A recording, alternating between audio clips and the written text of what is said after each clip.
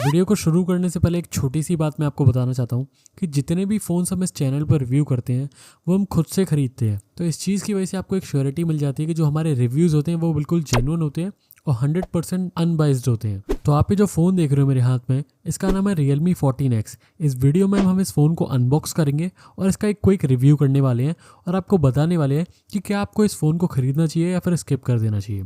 सबसे पहले बात करें बॉक्स की, तो वही आपको टिपिकल Realme स्टाइल वाला बॉक्स देखने को मिल जाएगा जिसके ऊपर 14X लिखा हुआ है। फटाफट से इसको ओपन कर लेते हैं। ओपन करते ही सबसे ऊपर इसमें आपको एक बैक कवर देखने को मिल जाएगा जो कि ट्रांसपेरेंट वाला होता है, साथ ही कुछ पेपर वर्क्स। उसके नीचे आपको फ़ोन देखने को मिल जाएगा। फ़ोन को हटा दें तो उसके नीचे आपको एक 45 वॉट का फास्ट चार्जर देखने को मिल जाएगा, साथ ही साथ एक केबल देखने को मिल जाएगी। अब बात करें फ़ोन की, तो फ़ोन की बात करें तो फ़ोन देखा जाए तो प्लास्टिक बिल्ड के ऊपर आपको देखने को मिल जाता है। हालांकि अगर आपने ध्यान दिया हो तो आपको पता चल गया होगा कि Realme ने अपना डिज़ाइन बदल दिया फाइनली 14 सीरीज़ में। इससे पहले जो भी सीरीज़ आती थी या फिर Realme के जो भी बजट फ़ोन्स आते थे उसमें जो कैमरा मॉड्यूल है आपको सर्कुलर देखने को मिल जाता था, महंगे फ़ोन्स में भी और सस्ते फ़ोन्स में भी। तो फाइनली एक चेंज लाए हैं, लीनियर डिज़ाइन है, मुझे तो ठीक लग रहा है। बात करें फ़ोन की, तो वैसे तो फ़ोन प्लास्टिक बिल्ड के ऊपर देखने को मिल जाता है, पर फ़ोन पकड़ने में काफ़ी कंफर्टेबल है और काफ़ी शार्प एजेस इसमें आपको देखने को मिल जाते हैं। मोस्टली बजट फ़ोन्स में ऐसा ही होता है। बात करें वेट की, तो काफ़ी लाइट वेट फील हो रहा है। जो सबसे बड़ी खासियत है इस फ़ोन की वो है इसकी IP69 की रेटिंग। इस फ़ोन में आपको IP69 की रेटिंग देखने को मिल जाती है, मतलब इसको आप पानी में अच्छे से डुबो सकते हो, डस्ट से कुछ नहीं होगा, पानी से कुछ नहीं होगा, तो बिल्कुल भी घबराने वाली बात नहीं है। ये जो रेटिंग है मोस्टली 50,000 के ऊपर वाले फ़ोन्स में देखने को मिलती है, लेकिन ये पहला इतनी कम प्राइस वाला फ़ोन होने वाला है जिसमें आपको IP69 की रेटिंग देखने को मिल जाती है। खैर, सिर्फ रेटिंग से कुछ नहीं होता, बाकी चीज़ों के बारे में बात करते हैं। बात करें फ़ोन की डिस्प्ले के बारे में, तो इस फ़ोन में आपको 6.7 इंचेस का एक HD+ IPS LCD पैनल देखने को मिल जाता है, जो कि मेरे हिसाब से इतना शार्प नहीं है, इतने अच्छे इसमें कलर्स आपको देखने को नहीं मिल जाते। डिस्प्ले को खोलते ही आपको इतने सारे ब्रॉडवेयर देखने को मिल जाएंगे इस फ़ोन के अंदर। हालांकि आप उन सबको ही डिलीट कर सकते हो, लेकिन एक बजट फ़ोन है, समझ में आता है, लेकिन फिर भी मैंने पहली बार किसी फ़ोन में इतने ज़्यादा ब्रॉडवेयर देखे हैं। आप खुद देख सकते हो कि कितना भरा हुआ है फ़ोन।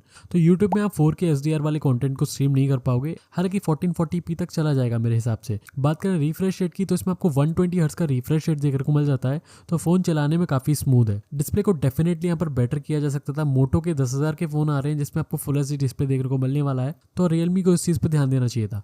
बात करें इस फ़ोन के कैमरा के बारे में, तो इस फ़ोन में आपको एक 50 मेगापिक्सल का मेन सेंसर और 2 मेगापिक्सल का एक डेप्थ सेंसर देखने को मिल जाता है। तो कैमरा का UI आपको वही टिपिकल Realme वाला UI देखने को मिल जाएगा, जिसमें स्ट्रीट मोड वगैरह आपको देखने को मिलते हैं, पोर्ट्रेट वगैरह मोड सब देखने को मिलते हैं। हाई रेजोल्यूशन वाले फोटोज़ के लिए एक 50 मेगापिक्सल वाला मोड भी देखने को मिलता है। हम सभी को टेस्ट करेंगे। देखो सही बताऊं तो इंडोर में इस फ़ोन ने फोटोज़ काफ़ी ठीक निकाले हैं, जो कि मैं काफ़ी शौक हुआ था देख के।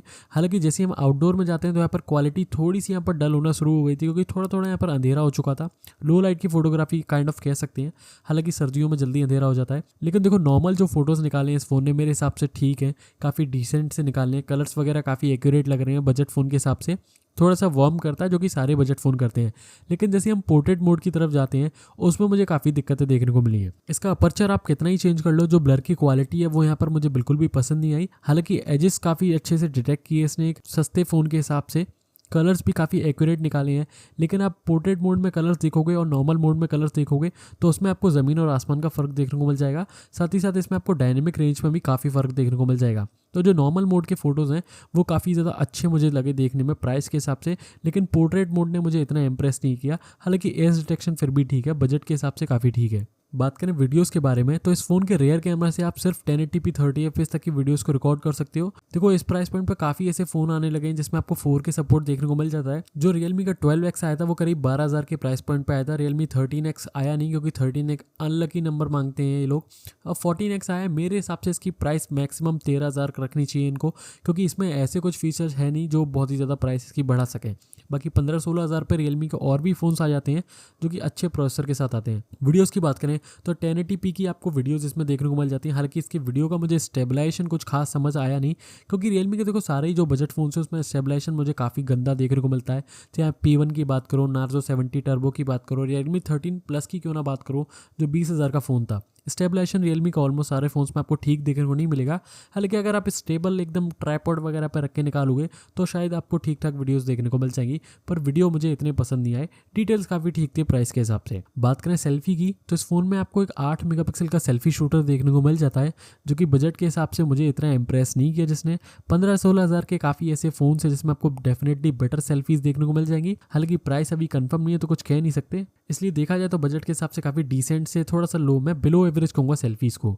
बात करें सबसे मेन चीज़ के बारे में जो कि होता है प्रोसेसर, तो इस फ़ोन में आपको डायमेंसिटी का 6300 प्रोसेसर देखने को मिल जाएगा, जो कि एक 6 नैनोमीटर की टेक्नोलॉजी पर बेस प्रोसेसर है। अब देखो इस प्रोसेसर के एंतुतु स्कोर की बात करें तो देखो करीब 4,20,000 से लेकर 4,50,000 के आसपास तक आ जाता है। इससे ये चीज़ तो क्लियर हो जाती है कि ये कोई गेमिंग सेंट्रिक फ़ोन नहीं है, रियलमी ने एक अंडर पावर प्रोसेसर का यूज़ किया है। इसमें आपको डेफिनेटली यहाँ पर एटलीस्ट 7025 या फिर 7300 के आसपास कोई प्रोसेसर दे सकते थे, 7050 दे सकते थे, जो अपने पुराने फ़ोन्स में दे चुके हैं ये लोग, पर उन्होंने ये प्रोसेसर क्यों चूज़ किया मुझे बिल्कुल भी समझ नहीं आता। तो गेमिंग की बात करें तो नॉर्मल आप गेमिंग कर सकते हो, फ्री फायर पबजी वगैरह खेल लोगे लो ग्राफिक्स पे, लेकिन फ्रेम ड्रॉप्स मेरे हिसाब से फिर भी आपको देखने को मिलेंगे। हाँ, नॉर्मल यूज़ में इतना कोई दिक्कत नहीं होगी, अगर कुछ एडिट वगैरह करना चाहते हो तो फिर भूल जाओ। बात करें बैटरी की तो इस फ़ोन में आपको 6000 mAh की बैटरी देखने को मिल जाती है, जो कि 45 वॉट के चार्जर के साथ आती है। चार्जर बॉक्स में ही है, जो सबसे अच्छी बात है।